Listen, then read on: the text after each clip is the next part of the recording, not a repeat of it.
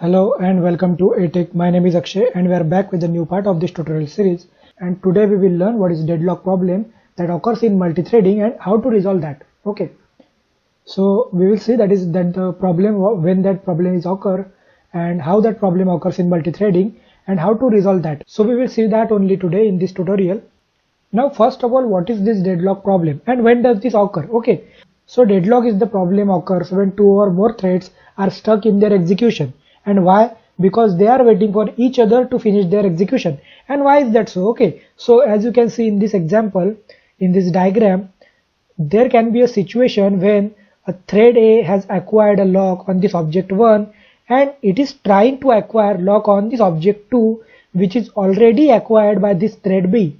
Okay, and that thread B is trying to acquire lock on this object 1 which is already acquired by this thread A. So in this situation both these threads are waiting for each other to complete their execution and so that they can acquire lock on that object which is already held by other threads.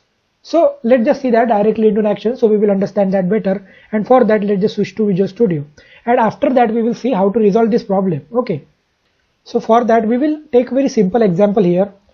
Let's consider an example of a bank. Okay, so there can be accounts of customers in their bank and there can be a transactions and there can be operations in that account and that bank. So we will consider that example and we will create one class here. For that we will take one class that is an account class. Okay, so let me create that class first, that is account.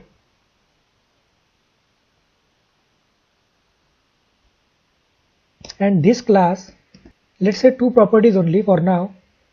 To understand this deadlock problem, we will only consider a very simple example. That is, we will create very simple example for this account to understand that deadlock. So first property will be account ID. Okay, and one property may be a balance which is that account has. Okay, so something like this, and let's have two methods which will withdraw and deposit money from this account, and for that method to introduce I will use one interface here. Okay, so that we will understand that interface thing again, that how we can add methods through interface, and why we use interface. We use them for abstraction, and if you guys not aware about the interface and abstraction, so I strongly recommend you guys to go and watch my interface tutorial that you will find in this tutorial series. So if you guys not aware about the interface only, and then only you should go and watch that first, so you will understand this better. I will introduce these methods through this interface. Okay, so that will be deposit, and we will take a parameter as amount. So whatever amount that we will be getting in this method, that we want to deposit. And similarly we will take one method that is withdraw, and we will take a parameter whatever amount we want to withdraw from that account. Okay, and we will make that account class implement this interface. Okay, so I will inherit that from iAccount, and as soon as we do that, we know we have to implement that account, that is account interface, iAccount interface. So something like this. So how we deposit the money? We will take that property balance and we will use something like this, balance plus equal to that amount. Okay, so whatever we will get that amount in this method, that we will take and deposit in this balance, that is add in this balance. So similarly in withdraw process we will subtract that. Okay, so instead of plus it should be minus. Okay, now let's consider we want to deposit money from one account to another account as well as vice versa. So for that let me add another class here, and I will name that class as account operations. Okay, that is account operation, and in that what we will do, I will create one method here which will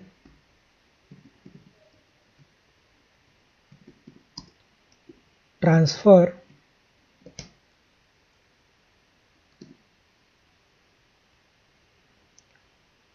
amount from one account to another. Okay, and again what I will do, I will create some properties here, and that will be of account type and which will be name, and I will give that name as to account. Okay, something like this, and another property that will be of account type and name that as from account. And I will explain you in a bit what I am doing, so don't worry about that. And I will create another property here which will be of double type, and I will name that as transfer amount. So what amount we want to transfer from this to account to from account, that we have given, that we have taken in the form of property. So now what we will do, and we will take one constructor here. Okay, so to initialize this property, and similarly we will take that here as well. So first we will take that here to initialize these properties, public account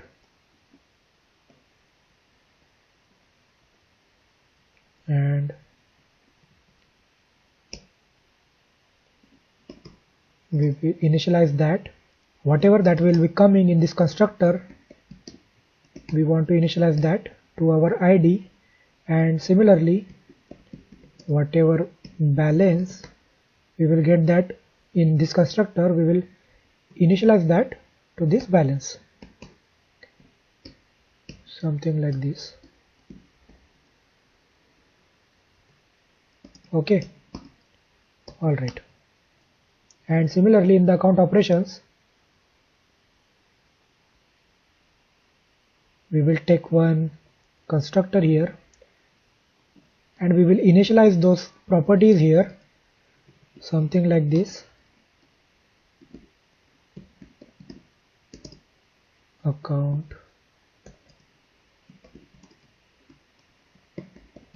from account and amount transfer, that we will initialize to our properties. So to account is equals to that account, and from account equals to that from account, and that amount transfer is equals to, that is transfer amount is equal to amount transfer, something like this. Okay, so alright. And here what we will do, we will write the code to transfer money from one account, that is from account to a to account. Okay, and how we can do that? First what we will do, we will withdraw that amount, that whatever user has provided here,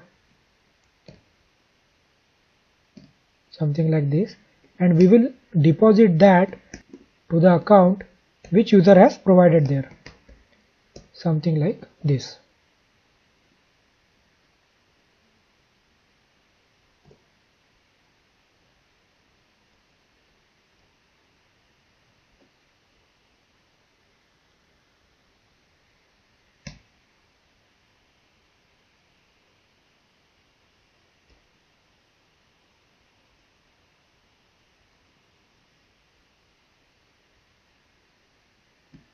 Okay, so alright.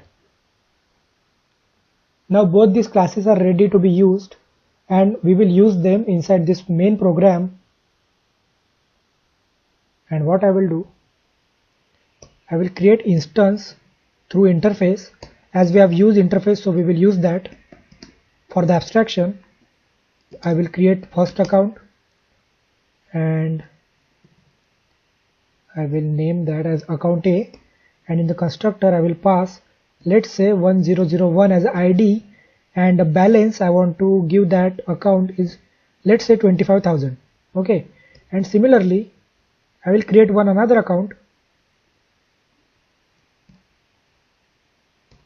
here, and I will name that as account B, and I will give that ID 1002, and let's say it has amount 35,000 as a balance.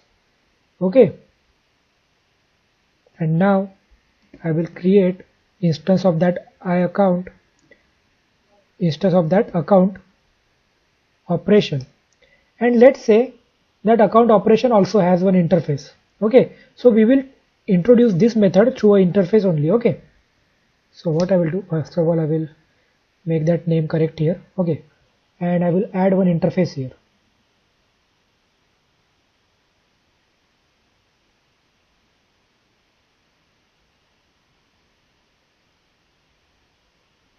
I will name that as account operation. Alright, and instead of directly making or creating that method here, what we will do, we will introduce that through interface for the abstraction. Okay, that will be here.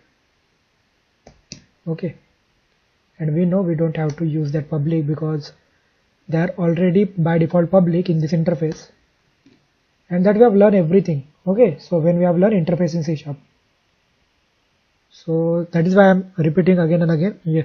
If you are not aware about the interface, just go and check that video tutorial that is on interface, and link of that you will find in the description of this tutorial below. Okay, so coming back to this video, now what we will do, again here also we will use that reference variable that is interface only. So account operation A is equals to new account operation, and we know the constructor of that required to account and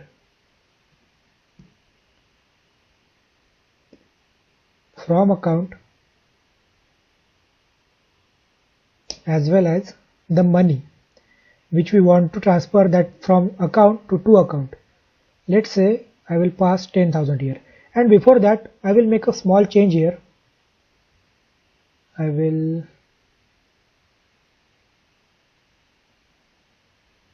remove that, and I will keep that account from account first here, and after that I will keep that to account here. Okay, so we will not get confused. So this should be a from account and this should be a to account. From this account we want to withdraw money, and in this account we want to transfer that. Now why is this giving an error? It says cannot convert from deadlock I account to deadlock account. Yes, of course, because we have created that reference variable as I account. So what we will do, we will just go here, I will change that to I account, that will be of I account type, and here also what we will do, instead of account I will make that as I account. Alright,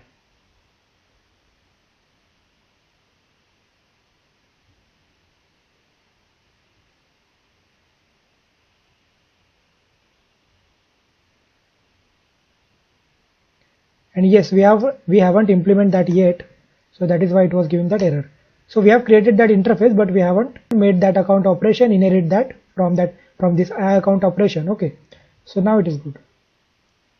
You should not throw any error. And similarly we will again create one instance of this account operations here, and I will name that as B. Instead of account A, here I will put a from account to be account B, and to account will be account A. So we are doing vice versa thing here, that is here a from account is account A, and here a to account is account B, but here a from account will be account B, and here a to account will be account A. Okay, so and we will make that change here as well in the amount. So here we will take 20,000 to be withdrawn from this account B to account A. Okay, so now I will call that transfer method here, and we will see that first if it works. So that is why I will directly call that instead of using that multi-threaded program. We will first see that if it works, and let's see what output we will get. So we will see that first. Dot transfer amount here, and now we know after initializing this constructor the balance should be this, that is this 25,000 in 35,000 in both the respective accounts. So we will print that. Okay, console dot write line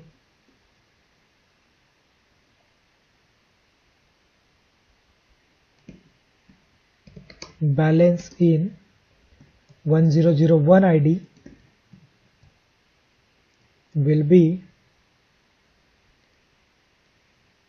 account A dot balance, and we are not getting that here. So that is why what we have to do, we have to introduce those properties as well here. Okay, so that is this properties, that also we will take from that interface only. Okay, and again we don't have to use this public here, but yes, we can use properties interface. Okay, and that we have learned. So now it is good. We will get that property here, that is a balance.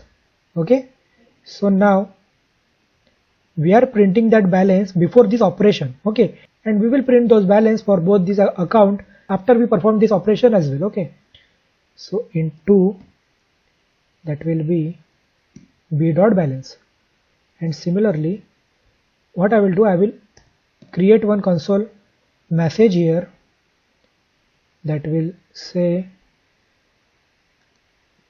balance in both accounts before transfer operation, and similarly we will print the same messages and this same balance console operation here as well, but here it should be after transfer operation. So let's see and run this program in a main thread, that is a single thread, and after that we will run this same program in a multi-threaded manner, and let's see how that deadlock situation arises there. Okay, so now I will run this.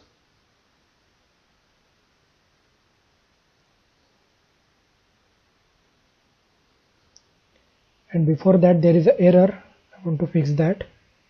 Okay, so I have missed semicolon somewhere. Okay, here, and now I will run this. Okay, so as you can see, balance in both account before transfer operations, that is 25,000 and 35,000, and balance in both accounts after transfer operation, it is 35,000 and this is 25,000. And why? And let me use some console operations here so that that will look good. Right now we cannot able to see that correctly. So what I will do, after this I need one space here, that is console.write, and after this I will print one console read key here. Okay, alright, and again there should be gap here, or we will print that equal to after this ID. Okay, so that it will look good only and nothing else. Alright, and let's run that again. Okay, so this is balance before that transfer operation and this is balance after the transfer operation. And why? Because we have withdrawn money and deposited that in that fashion only. Okay, so we have withdrawn this 10,000 from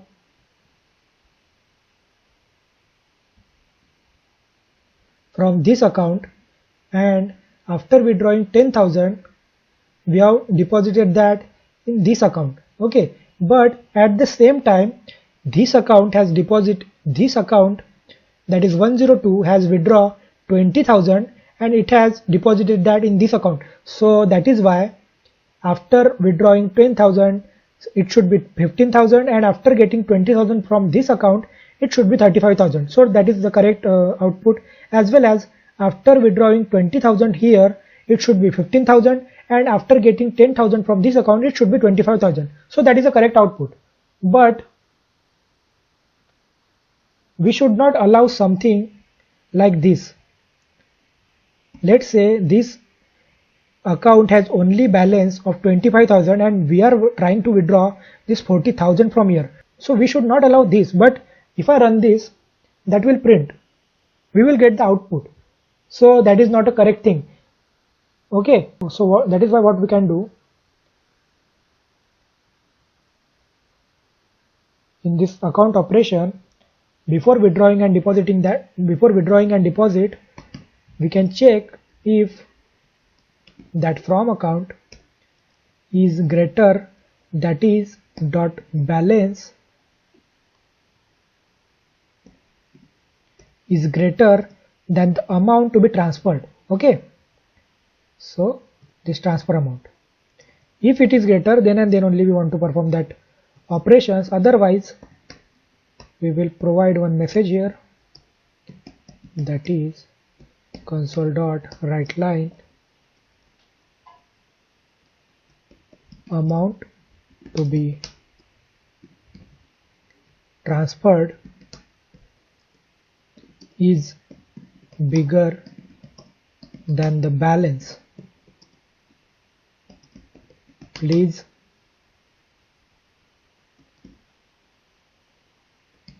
enter correct amount. Okay, and now let's run this. Yes, and before that I have to give semicolon there. Alright, and before running this, what I will do, I will give that bigger value here as well. Okay, so now I will run this. Okay, so amount to be transferred is bigger than the balance. Please enter the correct amount, and it is getting printed twice because both the time when we have called that method, that is in both the operations, we are providing a bigger value than the balance itself. So that is why. And if you see here, balance in both accounts after transfer operation is same as that of a balance, because no transfer operation is performed, because we have given that condition here. So now it is good. Now this program is running fine, and as well as we are getting that condition also here. And what I will do, I will just give one space here, that is I will give one console dot writeLine, so that it will look good. And let me run that again first. Okay, so now it is good. And again, this is nothing but we have run this program in a single thread, that is in a main thread. Now let's just try to run this program, same program, in a multi-threaded manner. Okay, so now for that what we will do, instead of performing this operation in this main thread, what we will do, we will create two threads here.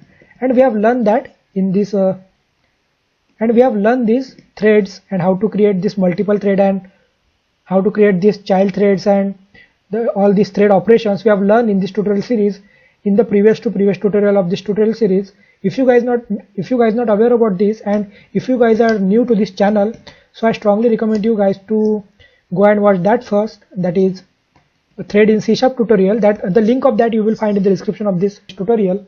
So that is why you have to understand, so that is why you have to be well understood of this thread before learning this deadlock problem in this multi-threaded program. Okay, so I will create two thread here, that is child thread 1 is equals to new thread, and similarly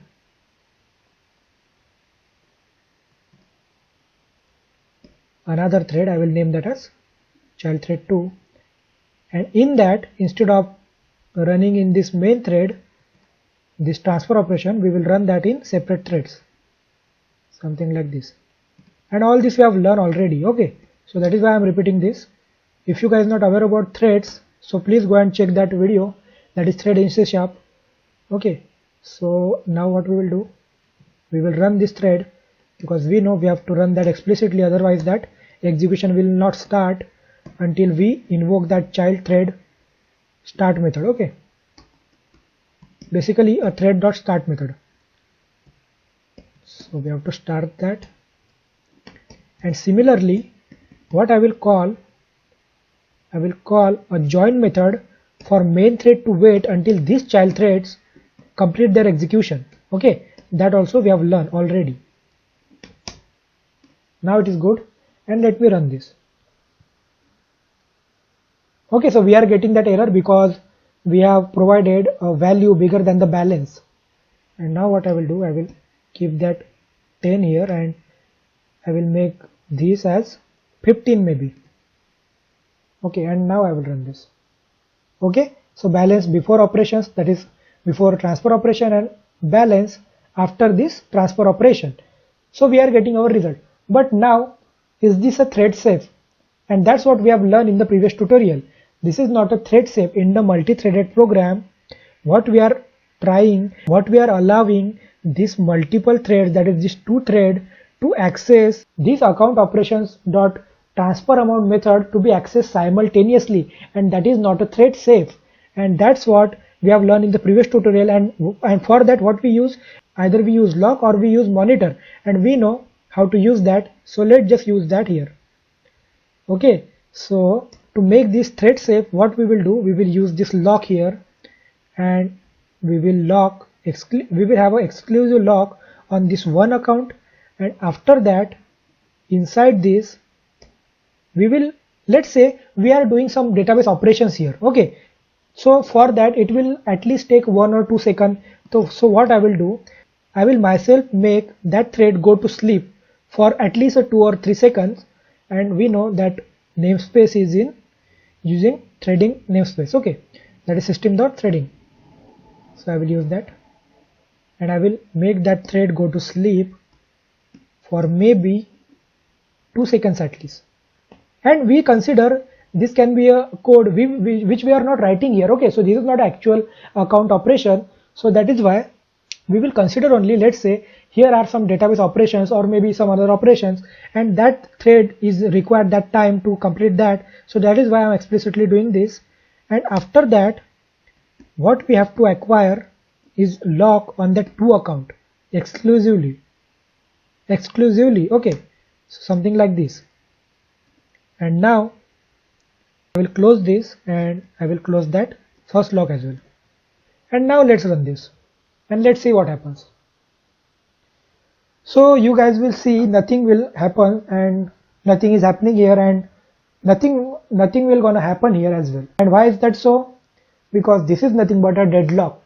Now what is happening here is that, so the first thread is coming here and trying to acquire lock on this from account, and after that it went to sleep for 2 seconds, and as soon as it wakes up it is trying to acquire a lock on two account, but at the same time the another thread has already acquired lock on this two account. And now how is that possible? Because if you guys recollect, so here this child thread 1, for this, that is this one thread, a from account is account A, and at the same time for this child thread 2, that is another thread, that is second thread, for this from account is nothing but this account B, and we know these threads work in a simultaneous manner, and that is why when first thread is coming here, it has acquired lock on this from account, that is account A, and at the same time when this thread goes to sleep, maybe another thread has come here and acquired that lock on from account, but this time from account is nothing but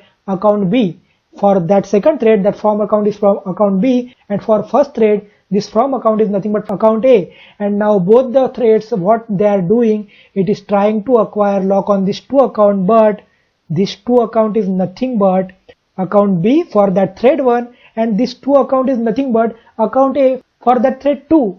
And that is what it is happening here. Both this thread has acquired lock on a respective account, and they are trying to acquire lock on another account which is already held by another thread. That is how these deadlock situations arise, and that is where this deadlock problem arises.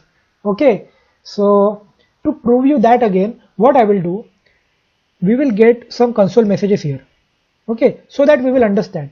Now we know here one thread is trying to acquire a lock on this from account. Okay, so we will print that, or maybe it has already acquired that lock. Okay, so we will print that message. Thread 1, or what we will do instead of this, because we have to know, because that thread is thread 1 only, we will not hardcode that, we will get that here directly. And how we can do that? We will name those threads here. That is, I will make that child thread 1 dot name as thread 1, and similarly name of that second child thread is thread 2. So now let's directly get that here without hardcoding that. So now what we will do, we will use that thread class here, and in that there is a current thread dot name property should be there, which we have initialized. So thread dot current name is, or has acquired lock on from account, that is this from account dot ID. We know that account ID is there in that from account. So, and it went to sleep for 2 seconds, and after that when it woke up from the sleep, what it is doing, it is trying to acquire lock on this to account. So that we will print here. It is trying to acquire lock on to account. Okay,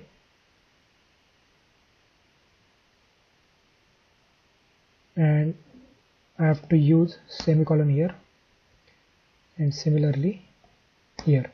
Okay, and let's say we will take one console here as well. So to prove you that this code will never execute, because it has stuck there itself. Both these threads are trying to acquire lock on this account, but which is already held by both the threads respectively. So to prove you that this code will never execute, what we will do, we will take one console here, that is console dot write line, this code will not be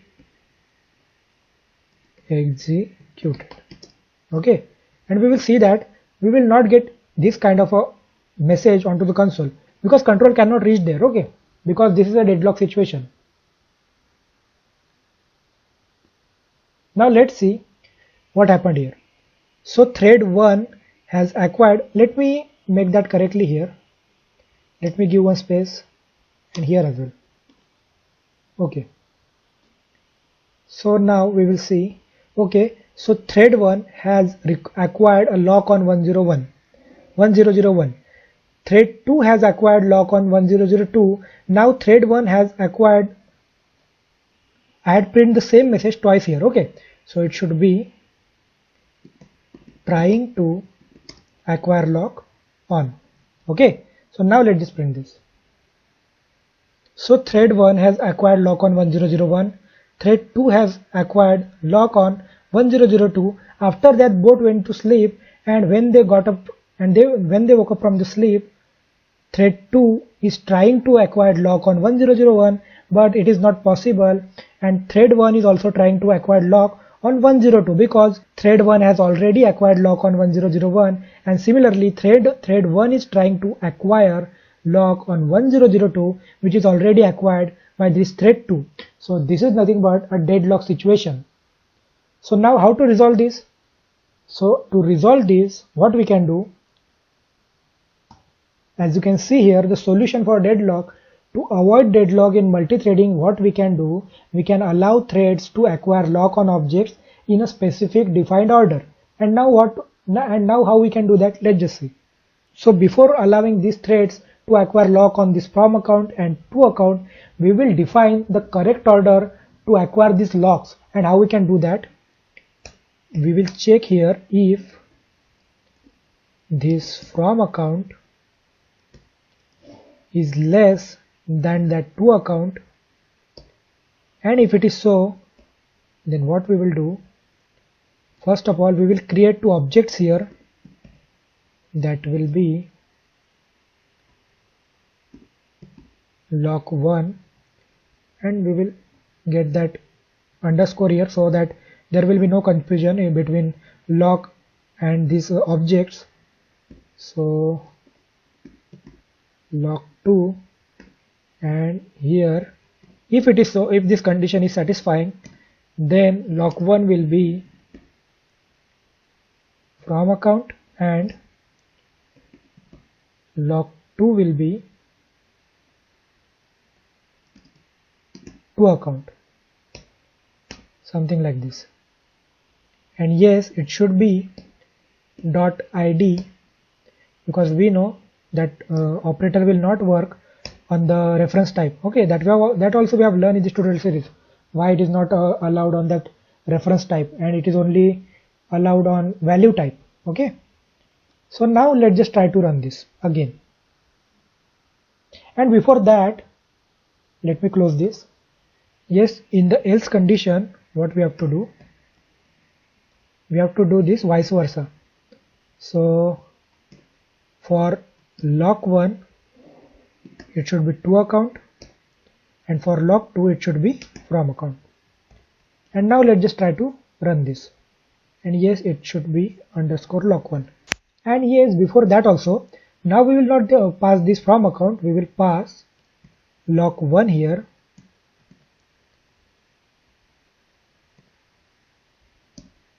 and here it should be lock2. Okay, so now let's run this and let's see if it works. Okay, so thread 1 has acquired lock on 1001, thread 1 is trying to acquire lock on 1002. This code will, okay, so I will remove this code, I will remove this message from here that we have printed, because that code will never going to be reached there, so that is why we have printed there. Now what we will print here, we will print console dot write line thread dot current thread dot name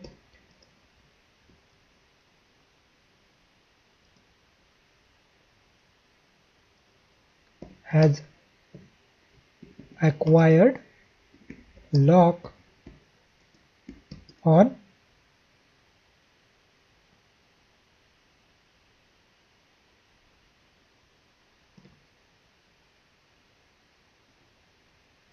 to account dot account id. Okay, and now let's run this. So thread 2 has acquired lock on 1002, thread 2 trying to acquire lock on 1001, thread 2 has acquired lock on 1001, and thread 1 has acquired lock on 1001, thread 1 is trying to acquire lock on 1002, thread 1 has acquired lock on 1002. So both this thread has successfully acquired lock on both these account, and they have performed these operations, that is this transfer operation. And okay, so as you can see, both these account has 30,000. And why? Because if you remember what amount we have passed here to transfer, that is in main program. So let me close this. So here what we have passed, so this account 1, that is, if we can see on this console, So this first account, that is 1001, has this balance 25,000, and now it has deposited that 10,000 to this account, but also in return it has acquired 15,000 from that account. So that is why it only lose 5,000 and got the 10,000 here. So that is why if it has lose 10,000, also got 15,000 here. So that is why 5,000 profit. So that is why 30,000 is correct value. And again in this account, which has already a balance of 35,000, it has deposited 15,000 from it, and in return it has got 10,000. So that is why 5,000 loss here. So that is why 30,000 and 30,000, both these output are correct. And also we have resolved this deadlock situation here by using this correct order here for this thread to be acquired lock on those accounts. Okay, that is the correct order. We have defined that here. Okay, here. And if you guys have noticed, let me run this again. So here, if you guys notice, in the previous console output, we have seen thread 2 has first acquired lock on 1001. So we cannot define that order, that which thread will acquire lock first. But yes, we can define the order that on which account whatever thread will acquire lock on. Okay, so order of account we can define that will, so on which account we are giving the first access. Okay, so that we can define, but which thread will acquire that we cannot define. Okay, so if you have noticed, in previous console output, thread 2 has acquired lock on that 1001 first. Okay, but here that thread 1 has acquired lock first. Okay, but that doesn't matter, whatever thread will acquire lock first, that is not important, but we have resolved that deadlock situation here. Okay, so that is what nothing but a deadlock situation, deadlock problem, and how to resolve that deadlock here. Okay, so let's just quickly see the summary. The first point, that is deadlock occurs when thread stuck in their respective executions and waiting for each other to complete their execution, and that we have seen. And how to resolve that? We can allow threads to acquire lock on objects in a specific defined order. Okay, that also we have just seen. So that's it for today, and we will meet in the next part of this tutorial series. And the next part of this tutorial will be on task parallel library. So we will learn that what is task parallel library and how it is different from threads. So we will learn that in the next part of this tutorial series. And till then, subscribe this channel if you have not already, like, comment, share these videos, and we will meet in the next part of this tutorial series. Until then, stay tuned and thank you.